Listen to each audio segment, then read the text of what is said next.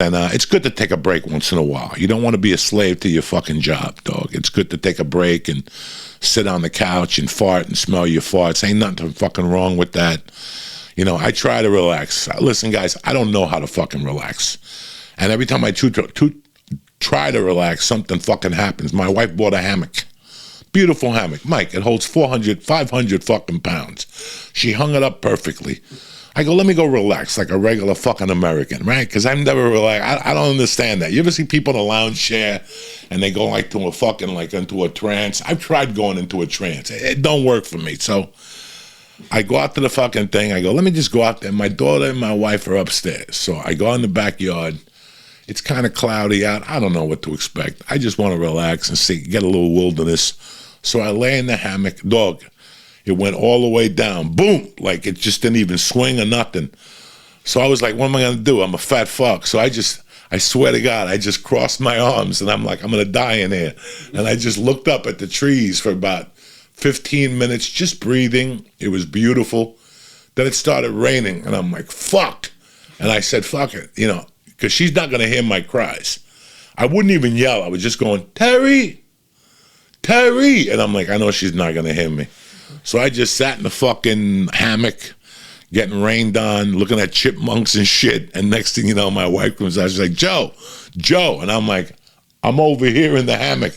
She fucking almost died of fucking laughter. She goes, it's all the way to the floor. How are you even enjoying it? I go, I wasn't. I was making believe I was in a canoe. I took myself to a place where I was in a canoe. I was with Indians. I was taking a nap. We were crossing over the bridge. It never ends in my fucking life, you know? I go to relax the one day. I go to the softball. Listen, I work out in the mornings and then to decompress, just not to ride the bike and stuff. I go for a little mile walk. You know, it's 2 times around the thing, 3 times around the thing. Sometimes I smoke a number. Sometimes I just go straight and absorb the vitamin C. You're not going to believe this, Mike. I'm walking. I'm minding my own business. I'm not on the fucking phone. I'm just walking, thinking about life, looking at rocks and shit. You know, what you do when you're in the wilderness. And I look up, and there's a fucking deer running at me. And I'm not talking about he's like, you know how usually you just see him and they see you and they start bouncing? Fuck no. This motherfucker was running towards me. Now, there's a softball field and it's got a fence. And it goes all the way around. And then there's an opening in the middle so you could cut through. It divides the 2 fields. It's like a home run fucking fence. So I'm walking towards the fucking fence. I don't cut through the thing. I walk all the way around. Then I walked to my car. Not that day. I walked once.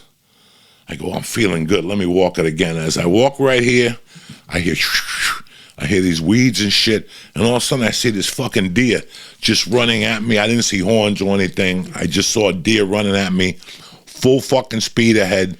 So I look at him and I go, holy shit. And I start backpedaling a little bit, but I got the fucked up knee. So I had to run. You should have seen Uncle Joey running. I fucking turned around, and I just started running for my fucking life. This deer's going to bite me or whatever the fuck they do. Next thing you know, I don't hear him running anymore. I look. He jumped the fence, and there was an opening in the back fence, and I saw 2 little baby. She had 2 little babies with her. She was running them. They were brand new. She was just running them, and they're trying to run to keep up next to her, and I go, don't I feel like a fucking jerk off? That is fucking crazy, man. So it was one of those weeks. Don't worry about it. I shot 2 days. I lifted. I did everything I had to do. I feel a lot fucking better. I went to the doctor. We went over my fucking blood results. Everything's beautiful. No diabetes. The thing she was really flipping out about was the cholesterol. I'm right on point. I'm perfect. And that's the weights. Thank you, whoever invented weights for old fucking people. Thank you, because it cut down on my diabetes. I don't even have diabetes, but I'm not even close to the area. My sugar was a little high, so we're trying to figure out what it was. I'm not eating sweets, so it's probably fucking white rice or pasta. You know, ever since I moved here, I got Italians. I'm surrounded by the best, so I got Italians over here, and they knock on the door and give you homemade pasta and lasagnas and fucking zucchinis and all this shit. So my weight's down, everything's good, so we're ready to fucking rock and roll. What I wanted to talk to you guys today was something that was going on, I was feeling, and through the therapist, I started talking to a therapist. She helped me. I talked to my friends. I talked to Jerry Rocha. I talked to as many people as I could. I talked to Jerry Rocha because he's facing stage 4 right now. Not stage 4, but he just has colon cancer. God bless him. We've been communicating a lot, and nobody could give you a great advice as somebody who's staring at death. Nobody gives you good advice until they're in a position where they're appreciating life, So I've talked to a few people, and it was weird. About 3 weeks ago, before I got this audition for this TV show, I got you usually have to go through wardrobe. And since we have COVID now, you're not allowed to just go over there. Like it used to be, you go over there, they measure you, and then you come back the next day, and they put a suit on you, or they try the costumes out, and they take a picture for the director, and the director picks out your fucking suit. So, as you'll see in the picture, I put she calls me up and she goes, "What size suit are you?" And I go, "I have no fucking idea. I haven't worn a suit in fucking years. I got like 10 of them, but I just don't wear them." So I went upstairs and I grabbed the one that they gave me from Batman, The Dark Knight Rises, when I did the miniseries before the movie came out.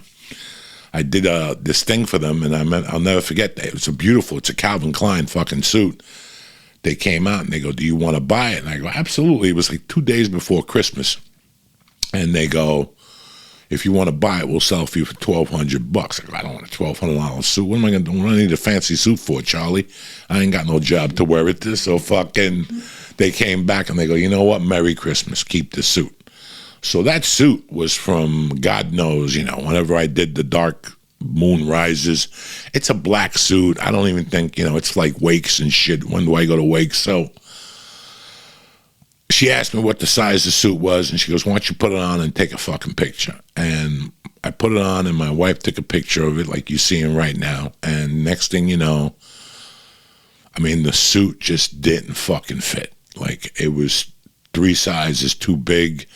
The pants were falling off me. Even with suspenders, it wouldn't work. But it was pretty interesting. Yeah, I lost weight. Shit like that happened.